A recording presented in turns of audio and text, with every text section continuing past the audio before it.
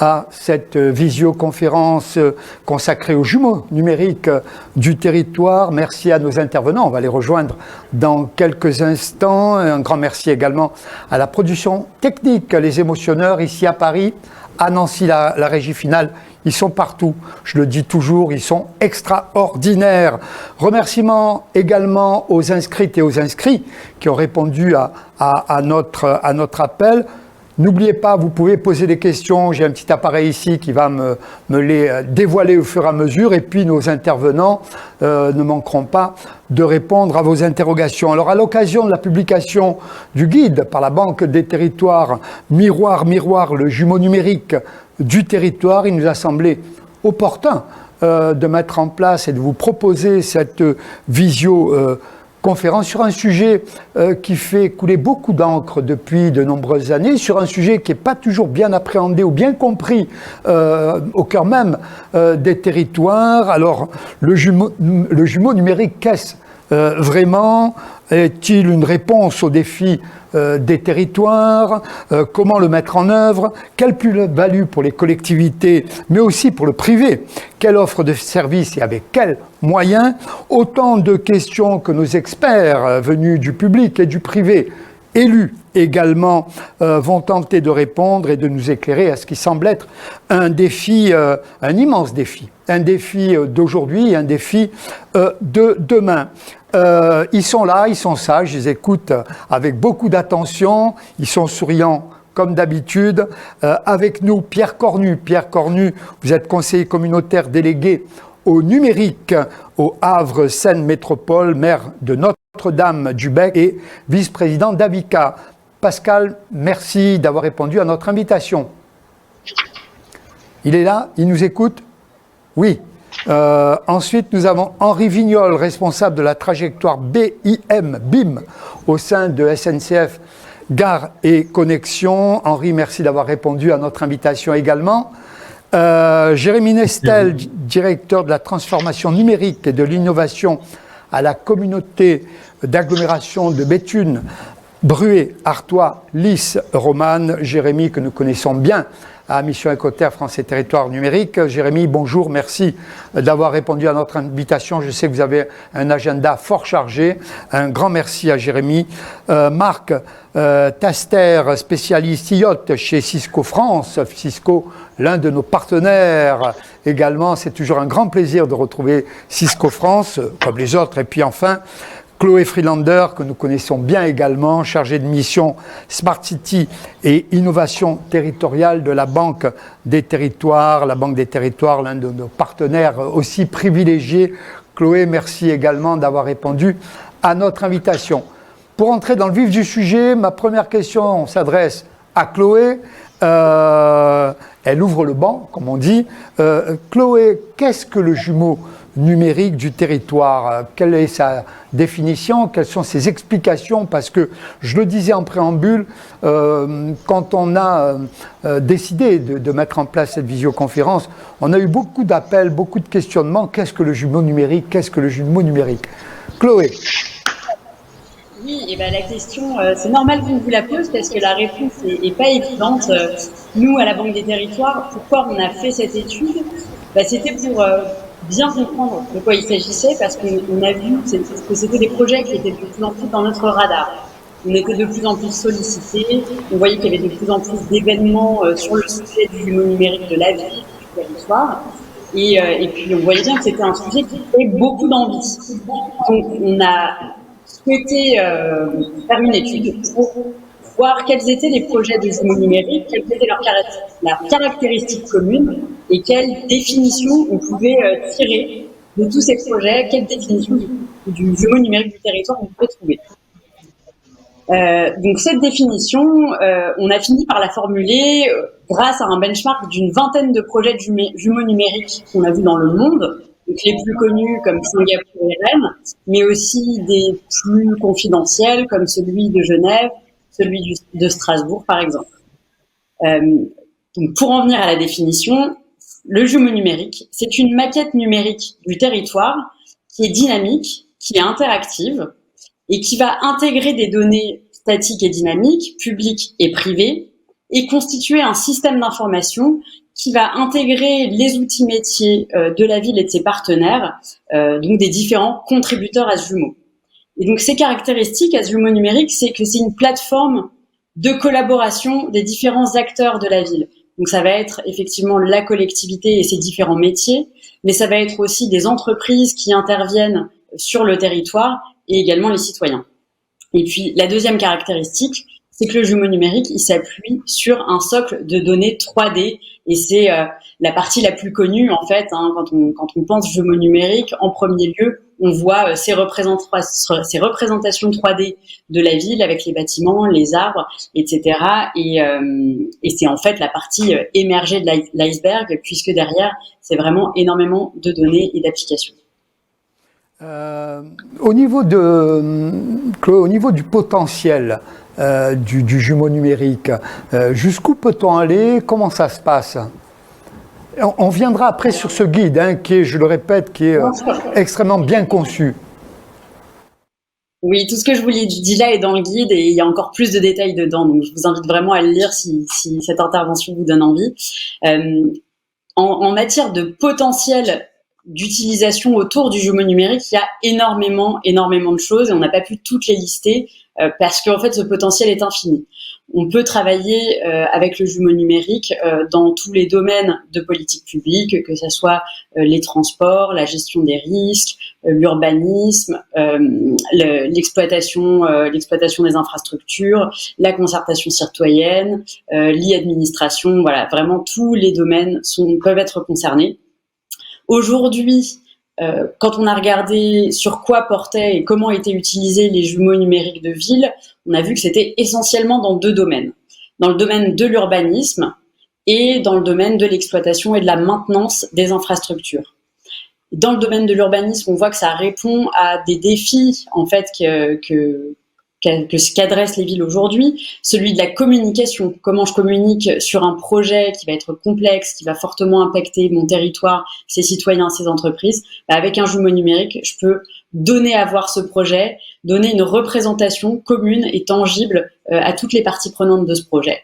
La métropole de Lyon l'utilise aussi pour communiquer auprès d'entreprises qui voudraient s'implanter sur le territoire pour qu'elles puissent avoir une représentation un peu visuelle avec des données des différents endroits où elles pourraient s'implanter.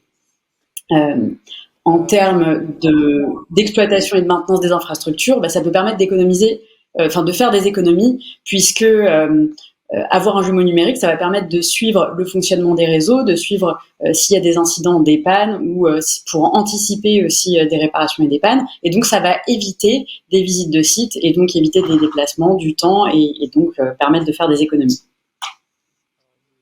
Le jumeau numérique, on peut dire que c'est la technologie, la technique de demain?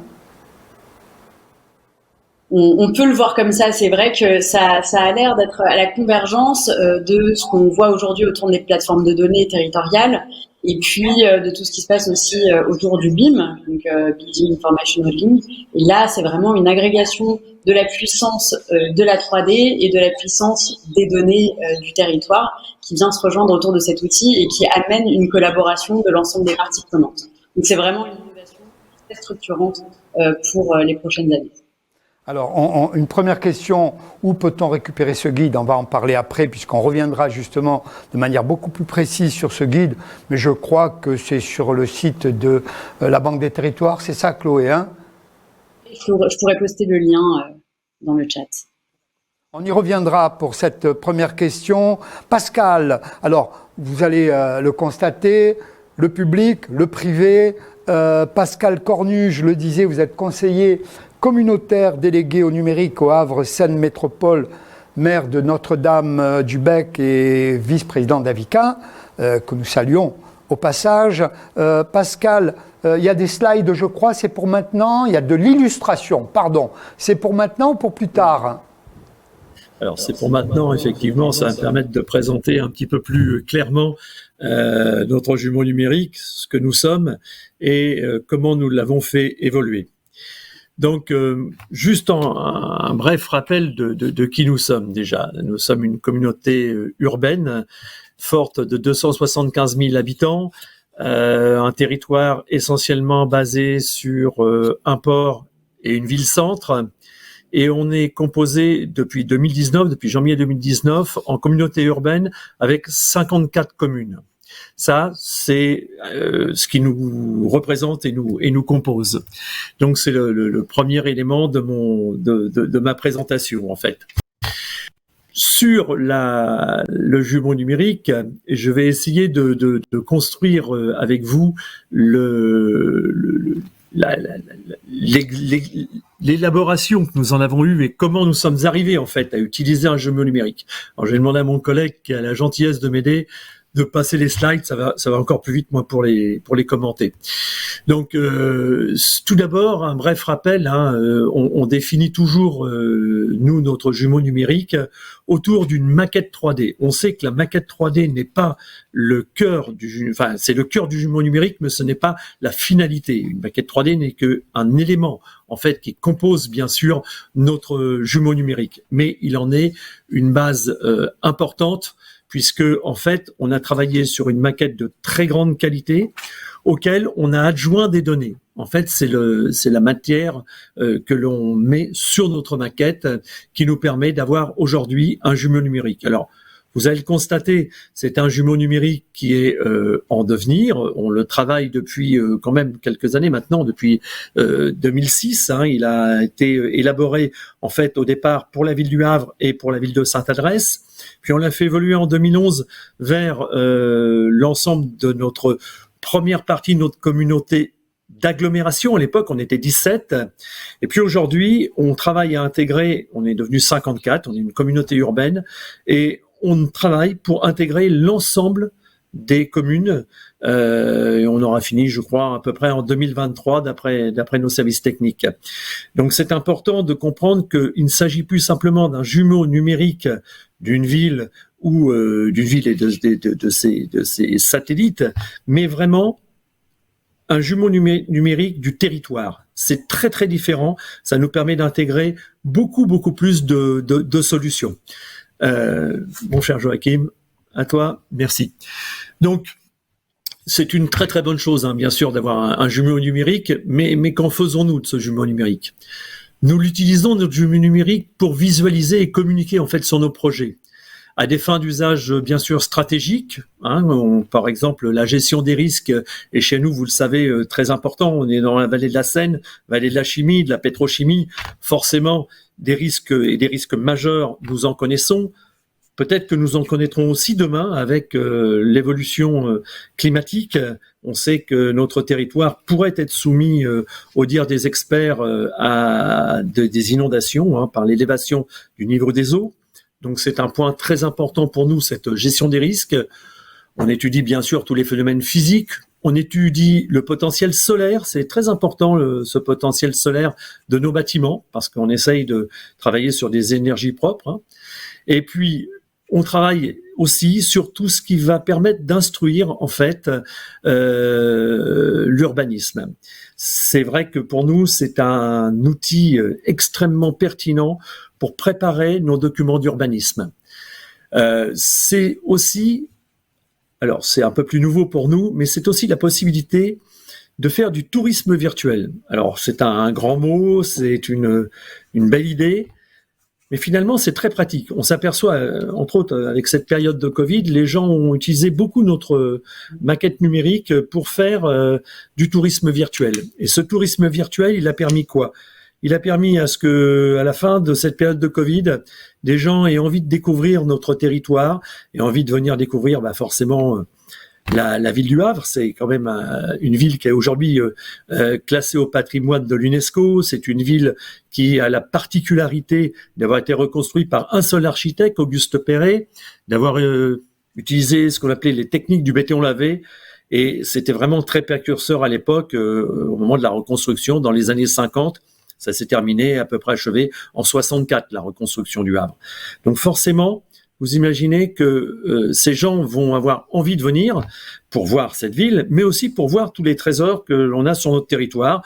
J'ai entre autres un joli trésor qui est l'aiguille d'Étretat, Et c'est vrai que ça attire énormément de touristes, pas seulement des tourismes français, même si ça a énormément augmenté la fréquentation touristique des Français avec la période Covid, mais on a aussi une très grande fréquentation, vous imaginez, de tous les pays du monde. Donc forcément pour nous, cette maquette virtuelle a un effet, ce jumeau numérique en fait de notre territoire a un effet très positif sur le développement touristique. Cet outil nous aide aujourd'hui à aussi décider de l'avenir de nos projets. C'est vrai que c'est très très très compliqué aujourd'hui d'avoir un projet sans utiliser notre jumeau numérique. On a pour habitude de, maintenant que ce jumeau existe, on a pour habitude d'y inclure tous les projets que nous développons. Et c'est vrai que depuis que nous faisons ça, ça a évité pas mal de risques.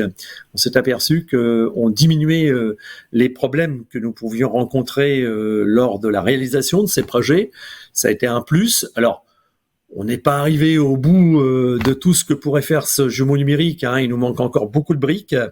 On le verra un petit peu plus tard, des briques pour obtenir plus de données.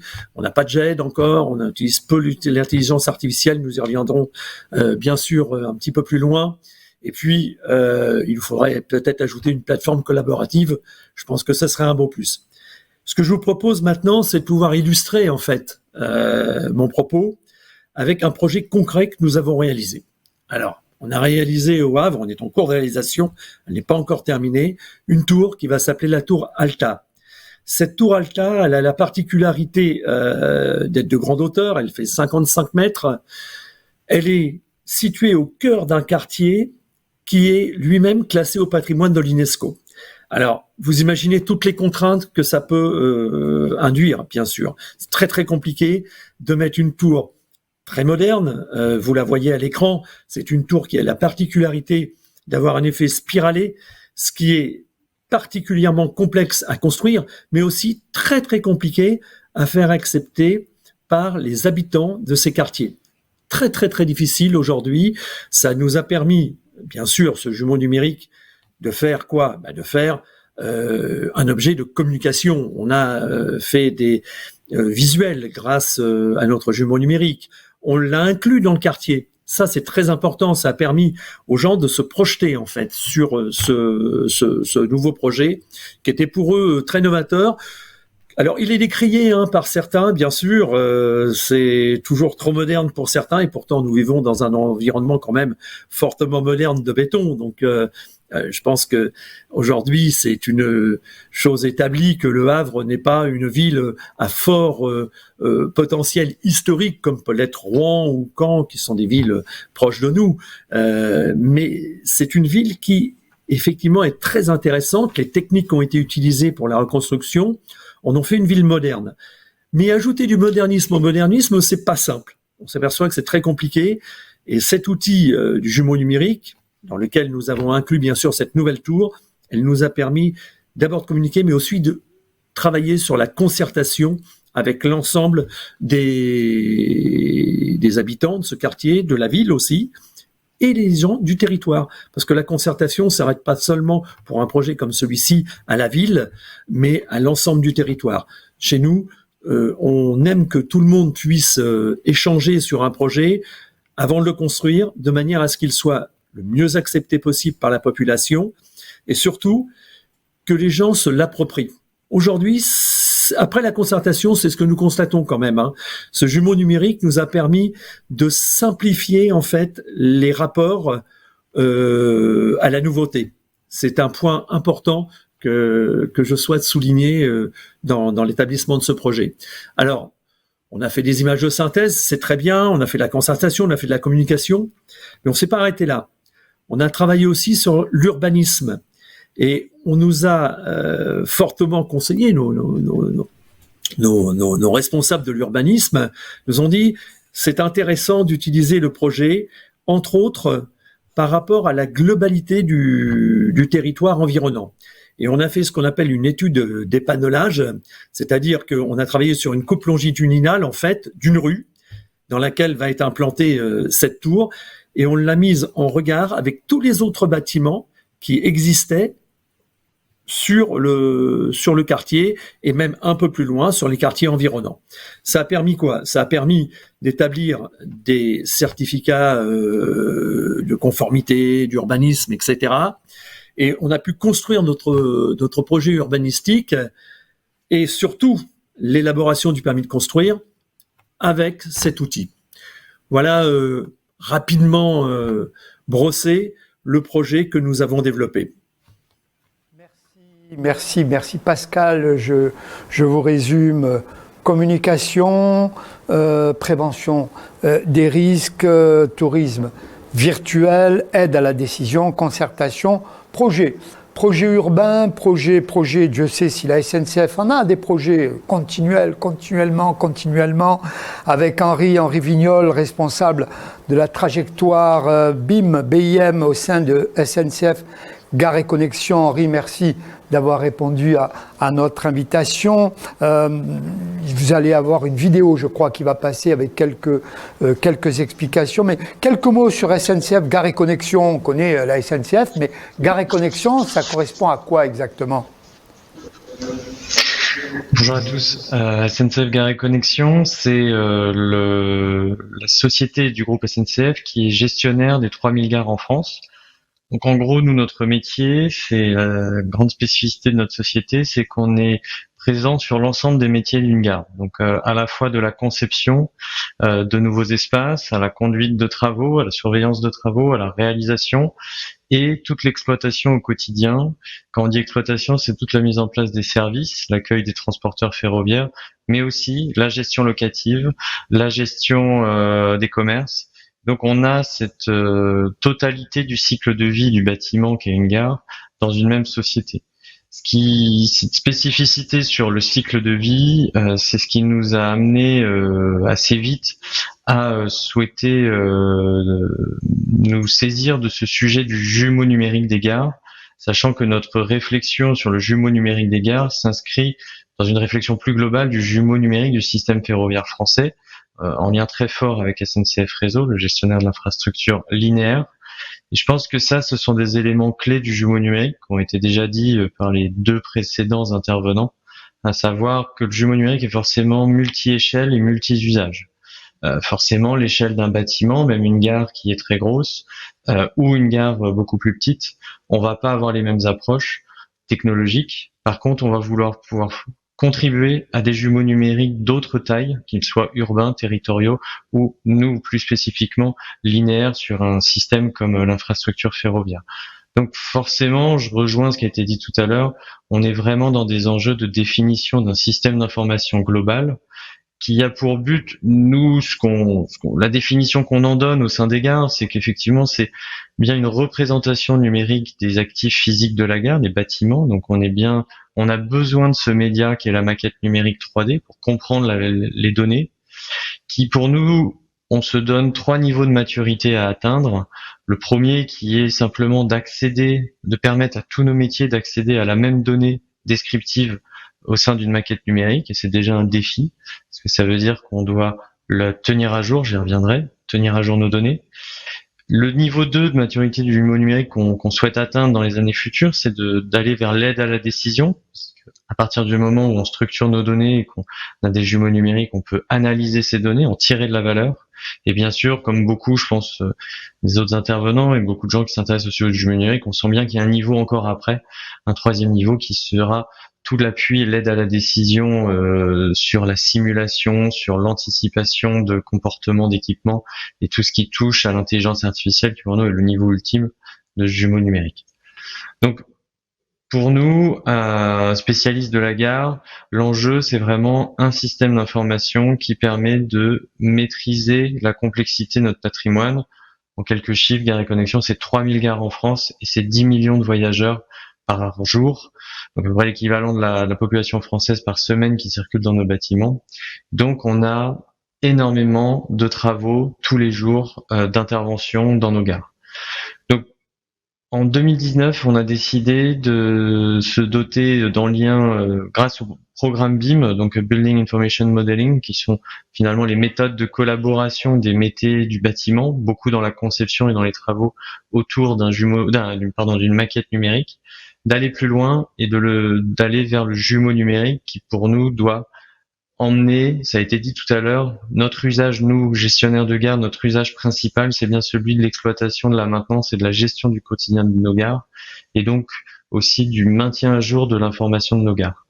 Donc, plutôt que de longs discours, je vais vous montrer un premier exemple sur 2 gares pilotes qui sont les gares de Nîmes, Pont-du-Gard et Toulouse-Matabiau. Donc, ce que vous avez à l'écran, c'est l'outil qu'on est en train de développer à destination de la maintenance et de la gestion et de l'exploitation quotidienne des gares. Donc là, c'est un outil. Là, ce que vous avez à l'écran, c'est Toulouse-Matabiau, un morceau de la gare de Toulouse-Matabiau, où les agents peuvent, sans avoir aucune connaissance de l'ingénierie numérique derrière, manipuler la copie et interagir avec les données qui sont les données descriptives. Nous, ce qui nous intéresse, c'est de pouvoir effacer les murs, de pouvoir accéder au réseau, parce qu'une gare, c'est un énorme iceberg avec une grande partie publique, mais tout le reste est caché.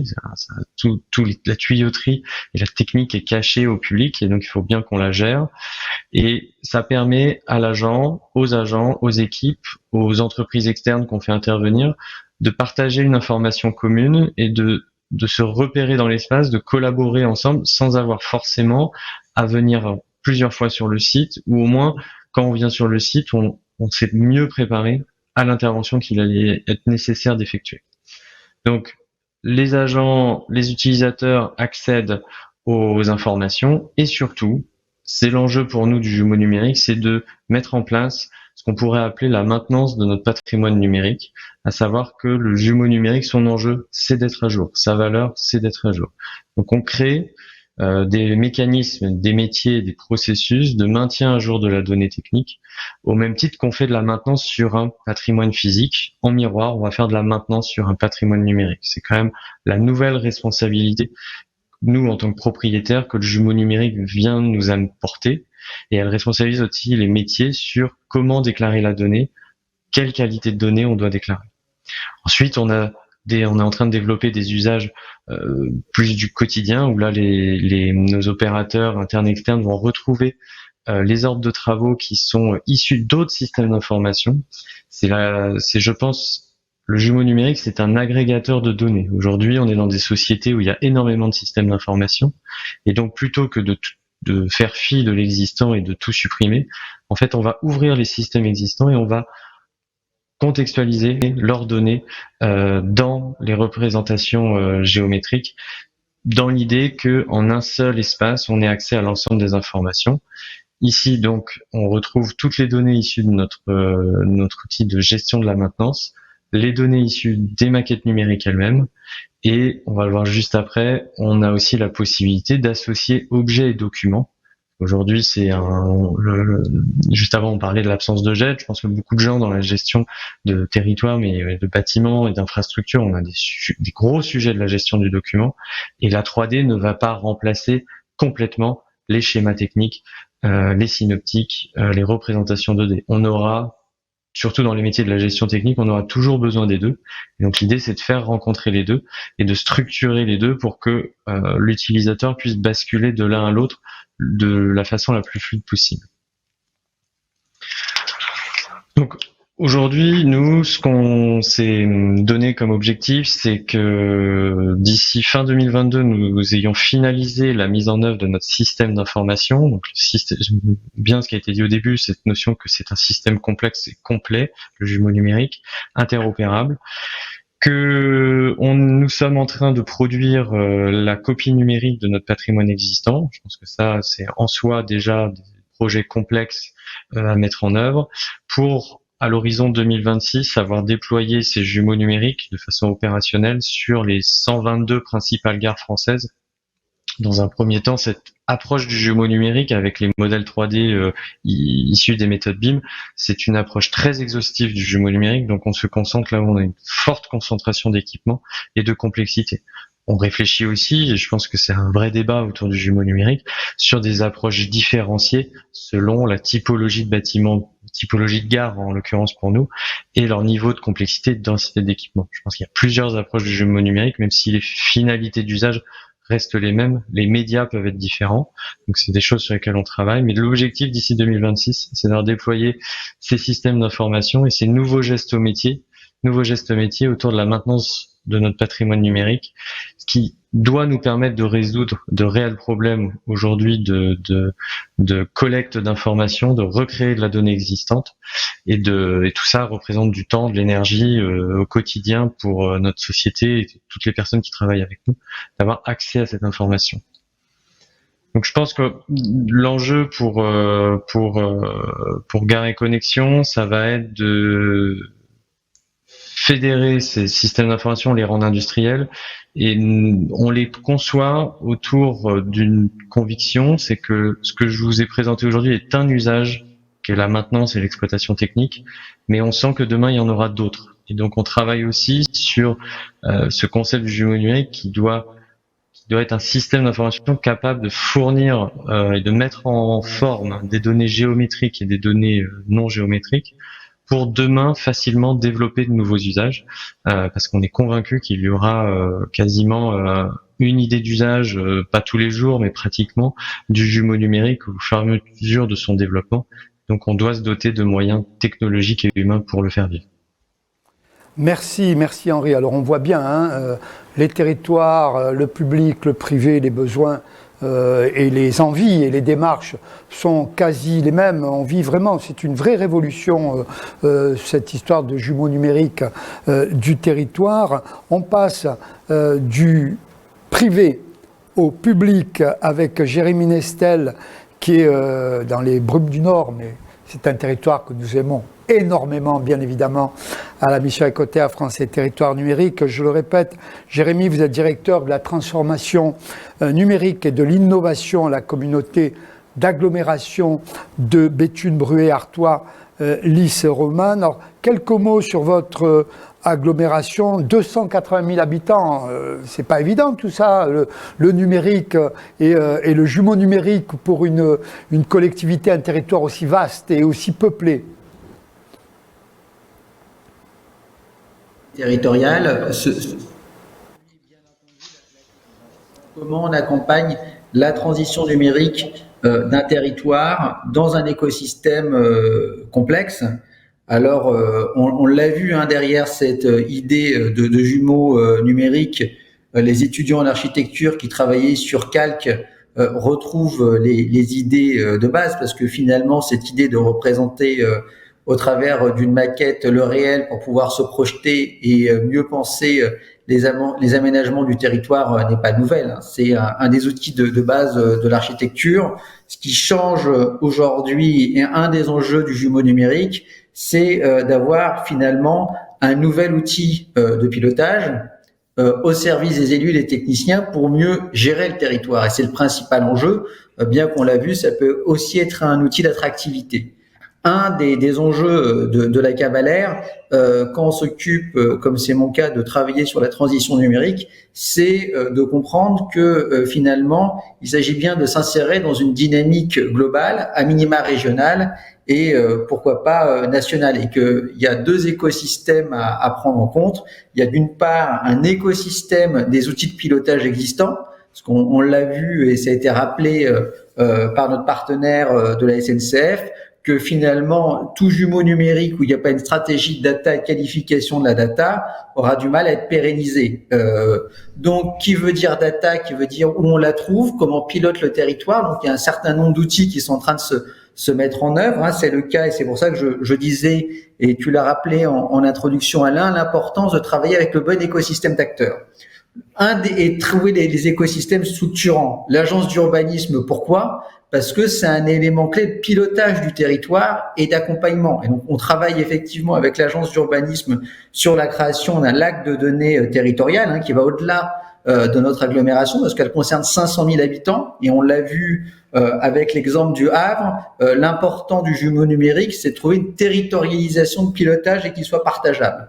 Donc, en fait, le travail qu'on mène, et merci de nous associer à cette conférence, nous, c'est plutôt d'être en réflexion en amont sur quels sont les bons fondements pour pouvoir bâtir une stratégie finalement de jumeaux numériques. Donc, on l'a dit, écosystème finalement des outils de pilotage existants. Donc, j'en ai cité un qui est l'acte de données. On pourrait aussi parler des plateformes IoT. On pourrait aussi parler des GMAO. C'est-à-dire qu'on ne peut pas avoir un outil qui arriverait comme un millefeuille. Il faut que si on met en place finalement cette idée d'un pilotage à travers une maquette 3D, que les autres outils de pilotage puissent s'agréger. Donc, c'est important d'avoir une stratégie d'interopérabilité et qui tienne compte des projets des acteurs. Voilà, c'est la réflexion sur laquelle on est aujourd'hui avec notre partenaire de la région des Hauts-de-France que je salue et également des partenaires qui travaillent sur les SIG. Par exemple, il est évident qu'aujourd'hui, les démarches de PCRS, de plans très proches des territoires doivent se coordonner. Parce qu'aujourd'hui, il y a des démarches de numérisation du territoire, hein, donc une encouragée par la région de France, dans laquelle on souhaite pleinement s'associer, des fois soutenue par les agences de l'eau également, parce que quand on dit jumeaux numériques, on l'a vu à travers l'exemple de la SNCF, il y a aussi tout l'enjeu des réseaux. Ça veut dire que la partie iceberg qui était mis en avant dans la gare, elle existe à tous les niveaux d'une agglomération parce que une agglomération, c'est des réseaux d'eau, c'est des réseaux électriques, c'est des réseaux de chaleur, c'est des réseaux de gaz, c'est des bâtiments. Donc, c'est important finalement de bien prendre en compte l'ensemble de l'écosystème.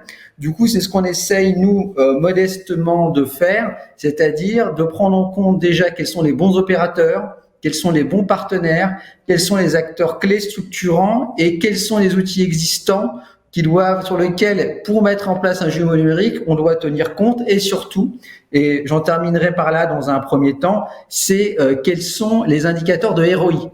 Parce qu'il ne s'agit pas, même si on a la chance sur certains projets d'être largement cofinancés, soit par un soutien de la Banque des Territoires ou par des fonds européens à travers les appels à projets régionaux ou d'État, il faut avoir un retour sur investissement avec une valeur ajoutée. C'est-à-dire, tout outil numérique, c'est pour ça que c'est important de comprendre l'écosystème dans lequel on est, doit apporter une plus-value de pilotage, mais avec un retour en investissement. Il ne s'agit pas de créer un outil, même s'il y a une plus-value qu'on peut expliquer, qui finalement, le retour sur investissement n'est peut-être pas à la hauteur finalement des autres enjeux sur le territoire. Donc, c'est important d'avoir des indicateurs de ROI. C'est important de clarifier les projets de simulation. On l'a vu, le jumeau numérique, il doit aussi avoir un apport sur la simulation. Est-ce qu'on est mûr pour travailler sur de l'intelligence artificielle? On doit être au clair sur sa data, et je pense que c'est le premier projet sur lequel nous on essaye de travailler, et notamment sur 100 collectivités territoriales. C'est très clairement être en capacité de structurer de la data, non seulement à l'intérieur d'une organisation qui est notre communauté d'agglomération, mais également en liaison avec 100 collectivités territoriales et l'ensemble des acteurs agissant au sein de la collectivité territoriale. Et c'est surtout une compréhension des outils de partage pour que tout à chacun puisse se retrouver pour arriver non pas à un jumeau numérique de la communauté d'agglomération de Béthune-Bruay si les élus décident d'en mettre en œuvre, mais un jumeau numérique de territoire qui permette de piloter le territoire par l'ensemble de ses acteurs. Merci Jérémy. On reviendra sur l'écosystème que vous évoquiez. Marc Teister, spécialiste IoT chez Cisco France, il est là, il attend, il est sage, hein. Vous êtes très patient, très patient, mais effectivement, les interventions des uns et des autres nous éclairent, en fait, pour ma part, ça m'éclaire vraiment sur les possibilités et les démarches du jumeau numérique du territoire. Marc, quelques mots sur Cisco, et ensuite, pourquoi Cisco s'intéresse de très près aux jumeaux numériques, hein. Tout à fait, merci. Non, ouais, j'écoute religieusement parce que c'est extrêmement intéressant. Donc en 2 mots, oui, Cisco France, c'est à peu près 600 personnes réparties sur tout le territoire. Et le métier de Cisco, en fait, entreprise américaine globale qui couvre pas mal de domaines, c'est vraiment de connecter et de sécuriser et d'automatiser tous les réseaux. Les réseaux de communication, d'information. Donc on l'a vu, finalement, ça reprend une des interventions qui venait d'être faite justement sur cette approche du jumeau numérique. Et je voudrais juste recommencer un petit peu finalement par la déclaration de Chloé, qui est la première chose à faire, c'est vrai, c'est d'en avoir une bonne compréhension. Et une bonne compréhension, c'est une bonne définition. que chacun doit se faire, entre guillemets, que ce soit un territoire, que ce soit une entreprise. Hein. On travaille avec des jumeaux numériques sur des entreprises, sur des collectivités également. On est acteur, par exemple, de beaucoup de solutions de Smart City. Et pour remettre tout ça en perspective, peut-être un petit exemple. On est, comme je le disais, on est acteur sur beaucoup de solutions de Smart Cities où on s'est aperçu que beaucoup de communautés ont mis en place certaines parties de Smart City, qui ont connecté justement le réseau d'eau pour essayer de voir où sont les fuites, qui a connecté les parkings pour voir le remplissage des parkings. Certains ont été connectés les feux de tricolore par exemple pour essayer aussi de mieux gérer les flux de circulation dans la ville. Et on arrive à un constat en fait où certains territoires ont une multiplicité de solutions et une multiplicité d'usagers de ces solutions. Chacun a son domaine d'expertise, que ce soit l'eau, que ce soit l'électricité, que ce soit un autre réseau, que ce soit les parkings, et est arrivé finalement un vrai besoin, et là je reprendrai par rapport à ce que disait Chloé, ce vrai besoin de collaboration. C'est-à-dire qu'en fait, l'ensemble de ces solutions qui potentiellement en elles-mêmes amenaient déjà un résultat, ont besoin de communiquer entre eux, ont besoin de collaboration, parce qu'on l'a vu dans la définition, un territoire, c'est un ensemble de choses, c'est un ensemble de réseaux, c'est un ensemble de bâtiments, c'est un ensemble avec une vision globale dessus. Et justement, cette vision globale, comment l'avoir, comment la gérer, c'est justement par cette collaboration et par ce fait de pouvoir intégrer l'ensemble des informations existantes et certainement d'autres à venir pour pouvoir créer cette représentation. Pourquoi cette représentation, comme ça a été dit, ce fameux iceberg? C'est vrai que la partie visuelle, qui est peut-être une petite partie, mais cette partie visuelle a vraiment une grande importance. C'est aussi que, vu de chez nous, elle va simplifier l'accès à toutes ces informations. On a parlé de tout ce réseau, de tous ces réseaux d'informations, de ce lac de données qui doit regrouper le tout, faire collaborer ces informations, mais il faut aussi finalement qu'elles soient accessibles de façon simple à tous les acteurs du territoire. Et les acteurs du territoire, ce ne sont pas des spécialistes uniquement d'un réseau ou d'une fonction ou d'un système, ce sont des gens qui ont aussi besoin d'avoir accès à ces informations de façon simple, de façon très représentative finalement par rapport à cette intégration que l'on va avoir. Donc la première chose que l'on voit beaucoup sur cette démarche finalement de pourquoi un jumeau numérique à un moment donné, c'est aussi souvent une expérience qui amène à un vrai besoin, je dirais comme dans le cas de la SNF, de pouvoir représenter une mine de données, une mine d'informations, et comme ça a été bien dit, surtout de savoir les faire vivre et les avoir, je dirais, toujours de bonne qualité.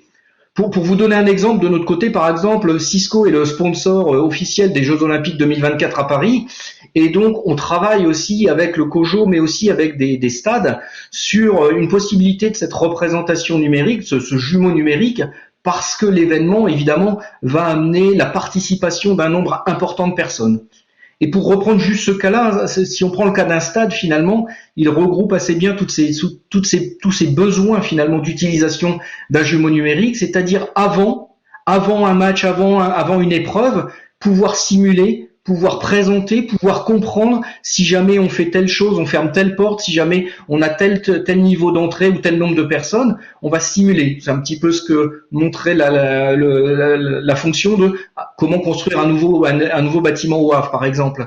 Donc on va pouvoir simuler, présenter et comprendre. Deux, on va être dans une phase aussi, ce jumeau numérique va permettre une phase opérationnelle.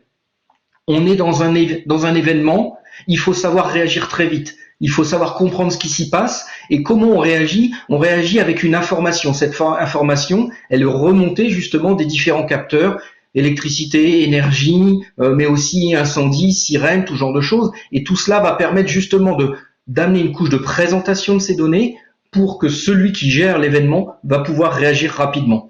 Et puis une troisième phase aussi, c'est derrière, analyser ce qui s'est passé pour améliorer, réutiliser les informations pour peut-être les remettre en entrée du système et pouvoir justement améliorer son mode de fonctionnement ou alors répondre à de nouveaux cas d'usage. On a vu aussi, je pense qu'a été bien mentionné, c'est, je dirais, une des choses à bien réfléchir dans le jumeau numérique, c'est le nombre de cas d'usage, il est quasiment infini, comme le disait la personne de la CNCF, on a beaucoup de choses. Donc il faut vraiment en avoir pas toutes les lister, mais lister les principales et mettre les priorités. c'est aussi un des moyens de pouvoir démarrer cette démarche de jumeaux numériques, parce que sinon, on est toujours ouvert à une quantité de possibilités, mais on a finalement de la complexité à démarrer ce projet. Donc encore une fois, un projet de jumeaux numériques, c'est vraiment une analyse de l'existant, une bonne écriture des besoins, de là où on voudrait être, et pourquoi et comment, et puis les cas d'usage, et puis après on choisit un pour les prioriser pour pouvoir démarrer. Le jumeau numérique et Cisco pour le défi des JO de 2024, accessibilité à tous les acteurs du territoire et puis aussi les situations de crise. J'ai deux questions et la première s'adresse peut-être à Chloé, je ne sais pas. Dans quel cadre juridique le jumeau numérique s'inscrit-il et plus particulièrement en matière de service public? Qui peut répondre à cette question, Chloé? Non? Oui? On a un problème de son. On n'entend pas Chloé. Très bien. Oui. Voilà. Ben, je peux essayer de répondre, mais à ma connaissance, il n'y a pas de cadre juridique qui obligerait à se doter d'un jumeau numérique ou qui encadrerait ce jumeau numérique. Aujourd'hui, il y a des programmes de l'État qui peuvent financer les jumeaux numériques, qui peuvent encourager les collectivités à s'en doter. Il y a l'IGN aussi qui est en train, dans le cadre du plan France Relance, de cartographier le territoire français, donc de faire une cartographie 3D du territoire français à l'aide d'un lidar haute définition. Donc c'est 10 points par mètre carré. Et ces données 3D, elles seront mises en open data, donc accessibles à tous les territoires et à tous les acteurs qui veulent y accéder pour développer des services sur cette base. Donc voilà, désolée, je réponds un peu à côté de la question, mais peut-être que d'autres intervenants ont plus d'éléments là-dessus. On va creuser et on donnera une réponse pas plus précise, mais plus concise sur cette particularité juridique. Chloé, alors je disais un guide, un nouveau guide édité par la Banque des Territoires. Ils sont tous aussi bons les uns que les autres, mais celui-là particulièrement sur un sujet que je n'appréhendais pas du tout, je l'appréhende pas toujours encore, mais j'avoue que ça m'a donné ce guide en 10 points clés, une vision très intéressante du jumeau numérique du territoire. Alors, on me repose la question encore, où peut-on télécharger ce guide, Chloé, sur le site de la Banque des Territoires? Oui, ou alors plus simplement, vous pouvez taper dans votre barre de recherche miroir, miroir, le jumeau numérique du territoire et vous devriez trouver le lien immédiatement. Alors, ce guide, Chloé, il a été publié il y a combien de temps environ? Il me semble que la date de publication précise, c'est juillet 2021. Mais bon, on a travaillé dessus pendant plus d'1 an et ça a été vraiment un travail de longue haleine puisqu'on voulait être précis, technique, tout en étant accessible et compréhensible. Et donc, ça a été vraiment un travail de longue haleine de pouvoir collecter toute l'information, de bien se l'approprier et puis de la restituer de manière la plus opérationnelle possible pour des décideurs publics et des agents publics. C'est vrai que dans ce guide, on voulait à la fois montrer tout le potentiel de ce qu'est un jumeau numérique, montrer les couches techniques qu'il y a derrière pour ne pas en oublier, puisque c'est vrai qu'on aurait tendance à s'arrêter à ce qu'on peut en voir, cette maquette numérique, mais on voulait bien faire comprendre qu'il s'agissait d'un environnement commun de données dans lequel peuvent travailler différentes parties prenantes. Et puis, on voulait aussi savoir si c'était une technologie qui était accessible à des villes petites ou moyennes, c'est-à-dire pas forcément des grandes métropoles ou des grandes collectivités qui ont beaucoup d'agents et beaucoup de moyens. Et donc, c'était vraiment aussi notre enjeu de savoir si le jumeau numérique, c'est quelque chose que peut mettre en place une ville moyenne. Et la réponse est quand même plutôt oui. Et c'est ce que disait l'un des intervenants. L'enjeu, c'est vraiment d'y aller pas à pas. Donc déjà, de bien avoir travaillé sur la gouvernance de la donnée de son territoire, d'avoir une bonne conscience des outils dont on dispose déjà et de repartir de tout ça. D'identifier un premier cas d'usage parce qu'effectivement, et c'était extrêmement riche et ça venait vraiment conforter tout ce qu'on a trouvé dans l'étude. Donc j'étais ravie de voir les exemples précédents. On a vu une grande diversité d'exemples et on voit que le Havre est assez avancé puisqu'ils ont déjà développé de nombreux cas d'usage. Mais vraiment, ce qui ressort pour nous, c'est si vous commencez un projet de jumeau numérique, commencez par un cas d'usage précis que vous avez travaillé avec vos directions métiers pour que ça soit le plus utile et le plus approprié possible. Et puis, autre facteur clé de succès, c'est de bien embarquer vos métiers. On l'a vu avec l'exemple de la SNCF. Voilà, il va y avoir plusieurs personnes qui vont intervenir sur ce jumeau puisque tout l'enjeu, c'est qu'il soit interactif. Donc, que les personnes qui travaillent sur le jumeau puissent vraiment s'approprier cet outil pour pouvoir le manipuler au quotidien puisque ça devient un outil extrêmement puissant pour eux. Non, je crois que j'ai tout dit. Et puis, s'il y a des questions complémentaires, je pourrais y revenir. Merci Chloé, ne bougez surtout pas, ne bougez surtout pas. Je reprends l'un des termes de votre guide, magnifique guide, je le répète encore, le jumeau numérique est le socle de modèles de simulation s'appuyant sur des algorithmes d'intelligence artificielle. Ça me permet d'aller vers le Havre, vers Pascal, qui est là très attentif. Pascal, vous me parliez d'intelligence artificielle en préparant cette visioconférence et tout à l'heure vous disiez quelque chose qui m'a un peu interpellé, il manque des briques. Vous parliez de l'intelligence artificielle ? Oui, tout à fait. Je pense que sur ce point, il est très très très très important de signaler que si nous n'avons pas toutes les briques, en fait, du jumeau artificiel, comme c'est le cas du Havre aujourd'hui, nous n'en avons aucune partie. Il faudra demain être en capacité d'implémenter, en fait, les autres briques. Alors, ce que j'appelle les autres briques, ce sont très souvent, des outils qui nous permettent de remonter des données, jusqu'à maintenant étant le point crucial pour alimenter, en fait, un jumeau numérique. Il est clair que si ces données-là, nous ne les avons pas, nous ne pouvons pas aujourd'hui prendre les bonnes décisions au bon moment sur nos projets. Et pour ça, effectivement, on a un outil formidable qui est l'intelligence artificielle. Alors, l'intelligence artificielle, je vous ai exprimé ça sous forme de briques tout à l'heure. On l'a développé un petit peu au Havre pour utiliser certaines briques. Alors, les briques qu'on a utilisées, ça concerne effectivement tout ce qui a trait à l'inondation, par exemple, tout ce qui a trait à la simulation des vents. J'ai un slide qui le représente. D'ailleurs, après, on a fait une étude sur une rue qui est la rue de Paris, qui est une rue structurante du Havre. Vous savez qu'on a la particularité au Havre de ne pas avoir de centre-ville réellement établi. On a plusieurs points centraux dans la ville. En fait, on a deux épicentres, pour être très clair. Et fort de ça, on a une rue qui est très animée, qui draine un grand nombre de véhicules, qui est cette rue de Paris. Et c'est un axe important. Et il a fallu étudier le bruit, en fait, par rapport aux riverains. Parce que les riverains se plaignaient énormément du bruit, mais on n'était pas capable vraiment d'être concret sur le sujet. On entendait bien les riverains, quand on allait dans cette rue-là, on voyait qu'il y avait énormément de circulation, mais il fallait des choses probantes.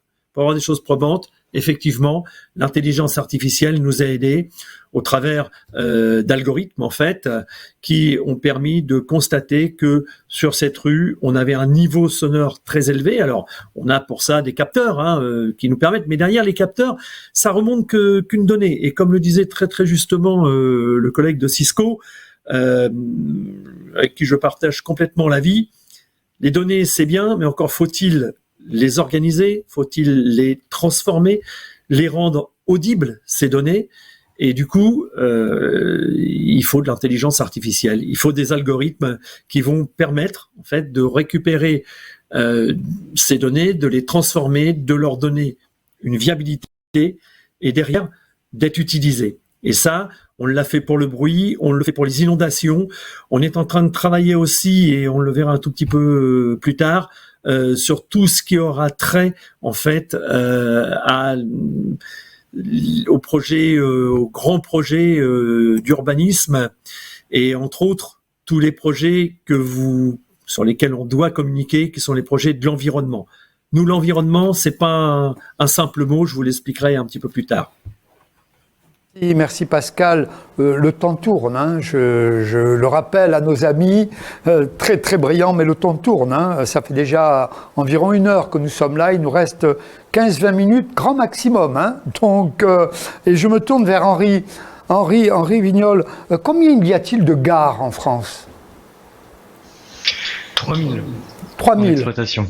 Est-ce que les 3000 vont passer par le jumeau numérique ou ce sera uniquement les grandes gares ?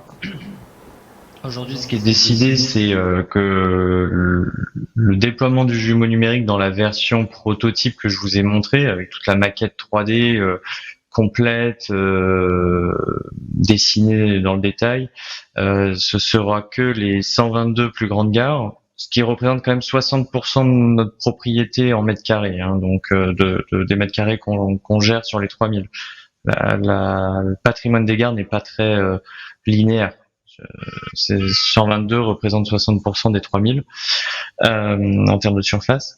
Par contre, ce qu'on est convaincu, c'est que les usages autour de la gouvernance de la donnée, de structuration de la donnée et de déclarer des nouvelles données après des interventions sur un site, l'usage il perdure quelle que soit la taille du bâtiment. Après, c'est le média et la solution technique qu'on choisira pour le faire qui peut varier. Mais le concept même, moi je pense, je suis assez convaincu des usages qu'on expérimente, qui sont dynamisés par le BIM. Hein. La maquette numérique permet de catalyser tout ça et d'accélérer les choses. Mais au final, les usages perdurent quelle que soit la taille du bâtiment. Et on est en train de réfléchir à des approches plus légères, on va dire, mais tout aussi efficaces pour des plus petits bâtiments. Henri, merci. Jérémy, tout à l'heure, vous me parliez d'écosystème de travail région Hauts-de-France. Est-ce que ça veut dire qu'on pourrait mettre en place une mutualisation ou c'est tout à fait différent ? Déjà, c'est s'inscrire dans l'existence, c'est ce qui me paraît le plus important en termes de cohérence, et ça a été rappelé par la Banque des Territoires, hein, sur le travail qui est mené par l'IGN autour du PCRS. C'est notamment à ça que je faisais référence, et notamment, je suis en train de relire le mail en préparation de mon intervention de mon collègue Cédric Ansart, de l'agence Hauts-de-France, où à travers le portail qui est mis en place de Géo-de-France, il y a effectivement le projet autour du travail qui est cité par la Banque des Territoires, l'égide de l'IGN et du PCRS, de créer un référentiel très grande échelle de maquette 3D du numérique. Et évidemment, c'est ce travail dont il faut se saisir, et on a la chance, dans les Hauts-de-France, d'avoir une région extrêmement dynamique. Et quand je parlais d'écosystème pour une collectivité territoriale, l'intérêt, c'est de travailler avec un réseau d'acteurs et de cohérence. Quand on évoquait la gouvernance de la data, pour qu'elle soit qualifiée, pour qu'elle puisse servir, il faut qu'elle se construise avec les acteurs et les partenaires. Et je pense que, du coup, qui est plus le travail qu'on essaye de mener sur la Cabalère, mais on est en phase avec ce qui a été évoqué, c'est de pas se tromper sur les bons fondements pour arriver à un jumeau numérique. Et donc, nous, on pense, en tout cas, c'est la préconisation, qu'il faut travailler en réseau partenaire, il faut saisir les opportunités structurantes qui sont mises en place sur le territoire, notamment nous, dans les régions de France, la plateforme Géo de Bourgogne, qui a une vraie dynamique. Il faut travailler avec des éléments structurants. J'ai cité l'agence d'urbanisme, parce que effectivement, on le voit, que le jour où il va falloir agréger l'ensemble des systèmes, il va falloir que la data soit qualifiée, mais pas qualifiée sur un usage d'une agglomération, mais qualifiée par un ensemble d'acteurs. Sinon, il va falloir qu'on recommence tout le travail, et c'est important de s'inscrire dans une démarche régionale. Voilà. Et après, de se saisir, et ça, je pense qu'on peut être pilote, avec soit des opportunités de la Banque de Territoire ou de l'État, pour justement agréger. Mais il ne peut y avoir de travail aujourd'hui sans s'insérer dans un écosystème d'acteurs territoriaux, et effectivement sans associer, ça a été aussi également dit, les collègues des directions métiers, car il ne saurait y avoir d'outils numériques aussi performants qu'ils soient si elle n'est adossée à une pratique organisationnelle. Pratique organisationnelle, on l'a vu, ça a été dit, on voit bien qu'on est sur une limite des silos, mais travail en réseau, mais pratique organisationnelle où le réseau intègre une dimension partenariale forte qui peut aller jusqu'au privé, parce qu'on s'aperçoit que pour gérer un territoire, les données, par exemple, de nos partenaires d'Enedis autour des compteurs Linky ou de GRDF autour des compteurs Gaspard peuvent à terme être aussi des éléments qu'on peut intégrer pour dans le cadre d'un projet de jumeaux numériques. Et évidemment, l'important, c'est de partir de cas d'usage. Mais pour avoir des cas d'usage, les plus féconds sont ceux qui sont évidemment les plus consensuels entre acteurs et directeurs métiers. Merci Jérémy. Marc, on parlait d'intelligence artificielle. Alors, pourquoi finalement, quel est votre point de vue sur ce jumeau numérique qui est en train de s'imposer, véritablement? Et est-ce que l'intelligence artificielle devient l'élément incontournable et indispensable du jumeau numérique du territoire, selon vous? Alors, deux choses. Un, oui, en écho à ce que disait Pascal Cornu, c'est clairement, la donnée n'a d'intérêt que si on lui donne de la valeur. Et cette valeur, par exemple, dans le cas d'usage qui nous a été présenté, de simulation de vent dans une rue et de voir ses effets, c'est vraiment là où on va avoir vraiment de la création de valeur et le vrai cas d'usage. Donc oui, ces modules d'intelligence artificielle, cette brique, pour reprendre le terme, d'intelligence artificielle, elle va à terme se démultiplier dans plein de cas d'usage. C'est-à-dire vraiment pouvoir anticiper, simuler et comprendre. Donc ça, c'est un premier niveau. Je voudrais bien juste aussi ajouter peut-être une brique, vu de chez nous, chez Cisco, une brique qui est en train de s'imposer également dans l'évolution ou dans le montage de ce jumeau numérique, va être tout ce qui est cybersécurité. C'est quelque chose dont on ne parlait pas il y a 10-15 ans. Aujourd'hui, l'ensemble des réseaux de remontée d'informations, des réseaux d'eau, de n'importe quel réseau de chaleur ou genre de choses, sont des réseaux qui sont potentiellement vulnérables. Donc, l'intégration de la cybersécurité est un élément, je dirais, est une brique aussi centrale à prendre en compte dans toute démarche de mise en place d'un jumeau numérique. Merci. Une question, alors, je ne dis pas pour qui, vous la prenez. La collecte d'informations sur le territoire s'appuie essentiellement sur les réseaux de communication électronique. Comment intégrez-vous les opérateurs télécoms dans les approches de développement et d'exploitation d'un jumeau numérique? Qui veut répondre? Qui veut répondre? Ne vous bousculez pas, hein? Oui? Marc, sur un avis plutôt technique de cette vision, l'opérateur télécom est un acteur, c'est une partie de la solution, c'est un écosystème qui va remonter de l'information par l'intermédiaire de ces réseaux publics, de ces réseaux cellulaires, d'autres réseaux avec d'autres types de technologies. La ville, le territoire est aussi acteur. Beaucoup de villes ont leur propre réseau sur certaines remontées de données, que ce soit sur l'eau ou ce genre de choses. Donc on voit bien, et finalement ça représente bien cette multiplicité. Comme dit, les données potentielles sont intéressantes, les données de Gaspard sont intéressantes. Donc on voit bien que plusieurs acteurs sont aussi des fournisseurs ou des collaborateurs finalement pour pouvoir amener de l'information et de la donnée dans ce jumeau numérique. Si, Chloé, rapidement, on parle beaucoup du plan de relance actuellement. Eh bien, vous me parliez, vous, en préparant cette visioconférence, d'une cartographie de la France entière en 3D dans le cadre de ce plan de relance. C'est ça ? Oui, je l'ai mentionné rapidement tout à l'heure. C'est l'IGN qui est en train de réaliser cette cartographie. Il me semble que plusieurs départements ont déjà été cartographiés et que la cartographie devrait être complète d'ici 2023. Et comme je disais, toutes les données seront disponibles en open data. Mais ma réponse est brève, mais du coup, ça me permet de revenir sur la question concernant le cadre juridique. C'est vrai qu'en France, aujourd'hui, à ma connaissance, il n'y a pas du tout de cadre juridique en dehors du cadre réglementaire sur les données, la publication de données, etc. En revanche, il y a un exemple outre-mer, outre-Manche.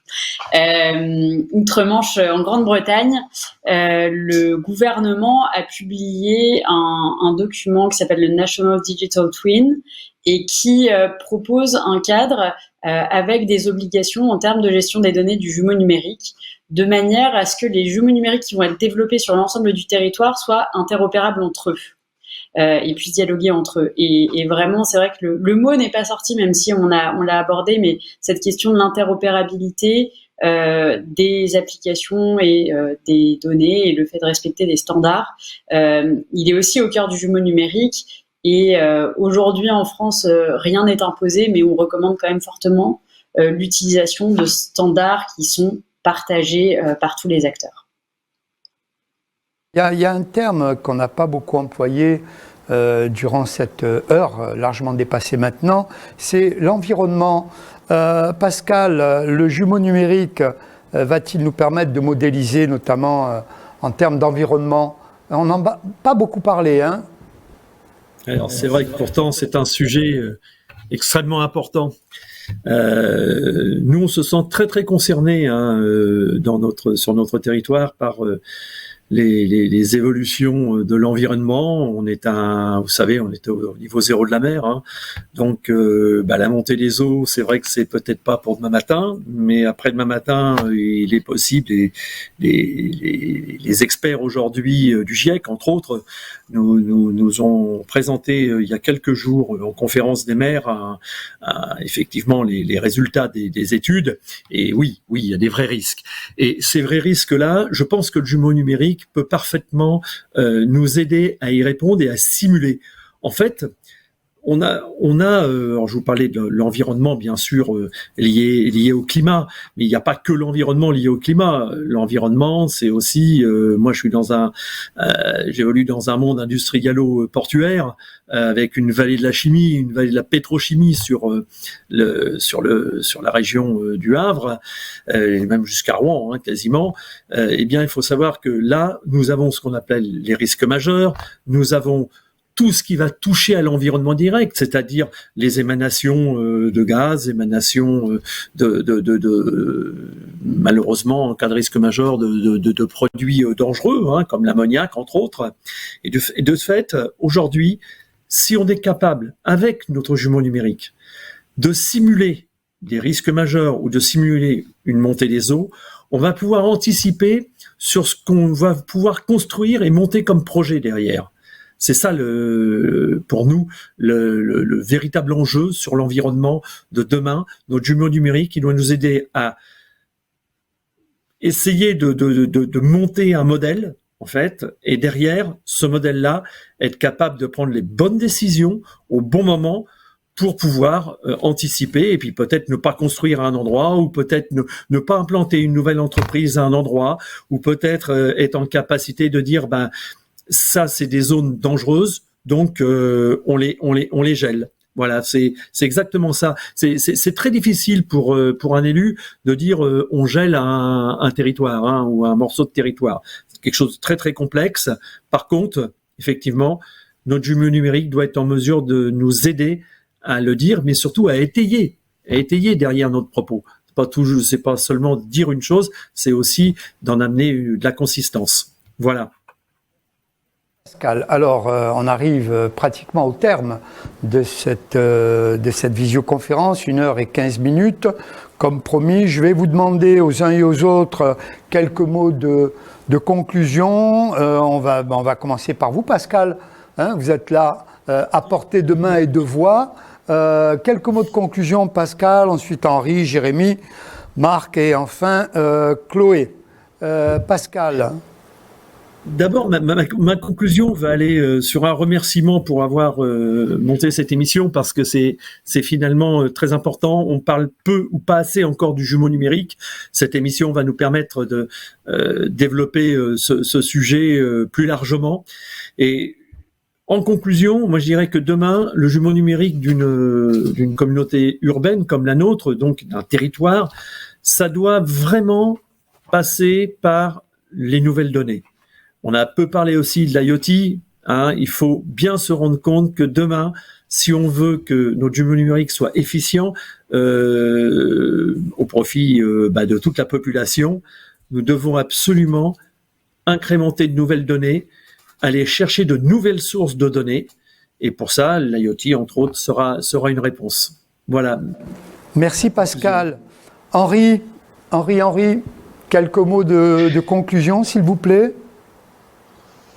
Je pense que Moi, ce que je retiens d'aujourd'hui, déjà merci de nous avoir réunis, c'est qu'il y a une convergence des visions sur le jumeau numérique, des étapes à franchir pour l'atteindre. On a tous parlé de gouvernance de données, d'usage, que c'est stratégique pour les années à venir. Et je pense quelle que soit l'échelle, quel que soit l'usage. Donc ça veut bien dire que pour ceux qui construisent les jumeaux numériques, le mot a été prononcé tout à l'heure, mais l'interopérabilité des formats, le fait que on puisse fournir des données entre nous et contribuer à des jumeaux numériques de plus grande échelle, je pense que c'est des prérequis technologiques que ceux qui font ces projets de jumeaux numériques doivent bien avoir en tête, parce que c'est l'avenir, ça va être de pouvoir se faire parler nos jumeaux numériques entre eux, et c'est là où on en tirera encore plus de valeur.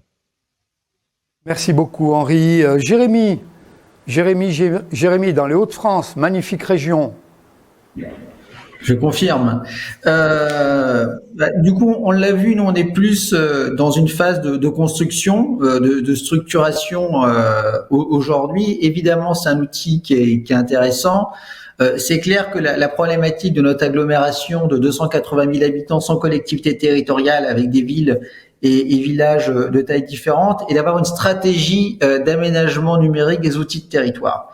Voilà. Et on l'a vu, et je suis heureux d'entendre en tout cas notre partenaire, la SNCF, sur laquelle on a aussi une gare à Béthune. On serait heureux de collaborer avec eux en termes de pilotes. C'est l'important, effectivement, c'est l'interopérabilité, et qu'on se rende bien compte aujourd'hui que derrière chaque projet numérique, c'est important d'avoir une cohérence d'aménagement numérique des outils territoriaux. On l'a parlé sur l'IoT. Pour que l'IoT fonctionne, il faut des plateformes IoT. Donc, ça veut dire qu'il faut avoir une stratégie d'interopérabilité, y compris entre ces plateformes. L'importance aujourd'hui, c'est que les outils numériques existent pour piloter le territoire. Ce qu'il faut maintenant, c'est bien phaser les projets, bien phaser les cas d'usage pour arriver à une ROI pertinente et à des outils de pilotage qui soient partagés entre tous les acteurs. Voilà, on découvre le Havre, c'est très intéressant. Nous, on est un peu moins aboutis. Par contre, on est vraiment dans une démarche de structuration. Merci en tout cas pour cette invitation, c'était très enrichissant. Merci Jérémy. Marc, quelques mots. Même chose en quelques mots, je pense merci déjà d'avoir aidé à démystifier un petit peu ce mot, jumeau numérique, où chacun pouvait un peu avoir ses idées. Donc on a des définitions, on a des cas d'usage qui sont extrêmement intéressants et extrêmement concrets. Je dirais que de notre côté, tous les ingrédients sont là finalement. La technologie est prête, les solutions sont là. C'est vrai qu'il y a encore évidemment une démarche, une approche à avoir de simplicité pour commencer à monter un jumeau numérique. Mais in fine, je dirais que la beauté de ce jumeau numérique, et il nous a été montré par le cas du Havre, c'est donner à tout le monde ou un maximum l'accès à l'information, l'accès à une multitude d'informations par cette représentation géographique. Donc je pense qu'on va atteindre aussi grâce à ça un niveau qui est de dépasser entre guillemets le dashboard ou la représentation pour des experts à une représentation complète pour l'ensemble d'entre nous. Merci beaucoup Marc. Et enfin, le dernier mot à Chloé. Oui, moi, un dernier mot pour dire que la Banque des Territoires a publié ce guide et encore une fois, je vous recommande de le lire. Mais on a d'autres offres, notamment des crédits d'ingénierie pour accompagner les villes qui font partie des programmes Action Cœur de Ville et bientôt Petites Villes de demain. Et puis voilà, donc nous dans le cadre de ces programmes, notre enjeu c'est d'accompagner le mieux possible les collectivités dans la définition de leur stratégie, et donc on a vraiment des crédits dédiés à l'innovation, et le jumeau numérique fait partie des sujets qu'on peut maintenant regarder avec sérénité puisqu'on en a bien saisi toute la subtilité. Merci Chloé, merci madame. Merci messieurs, puis n'oubliez pas de télécharger ce guide Miroir, miroir, le jumeau numérique du territoire, ou alors sur le site de la Banque des Territoires, le jumeau numérique du territoire porte, on l'a vu, la promesse de territoires plus performants. Le jumeau numérique offre une plateforme collaborative permettant d'interconnecter les parties prenantes. Le jumeau numérique est un outil de pilotage des ouvrages en temps réel. Le jumeau numérique propose une offre de service globale. Et enfin, le jumeau numérique est un outil d'aide à la décision pour toutes les étapes finalement du cycle de vie. Remerciements à nos intervenants, je l'ai dit, À très bientôt, bien évidemment. Nous y reviendrons au cours de l'année 2022 sur le jumeau numérique. Il me semble que c'est aussi déjà une demande. Un grand merci également à celles et ceux qui nous ont suivis aujourd'hui, et puis à la production technique, les émotionneurs. Alors en régie finale, c'est à Nancy, Oran, Philippe, Antoine, Anthony, à Paris, Andrea. Un grand merci à Quentin Melemiestre à Dunkerque qui m'a aidé, tout comme Nathalie Hérouin à Montélimar. Ils m'ont aidé à préparer cette visioconférence. Vous voyez, c'est ça, la mission Écoterre France et Territoires Numériques. C'est la France des territoires, Nancy, Paris, Montélimar, Dunkerque, les Hauts-de-France. On se donne rendez-vous en janvier pour un sujet qui ravive souvent les passions. On est pour, on est contre, il ne laisse jamais indifférent. Notre but étant seulement de poser le débat, uniquement de poser le débat. Je veux parler de la reconnaissance faciale. On vous communiquera la date ultérieurement, notamment sur notre site www.ecoterre.org. Merci à vous, passez une bonne fin d'année, portez-vous bien et à bientôt. Bye bye.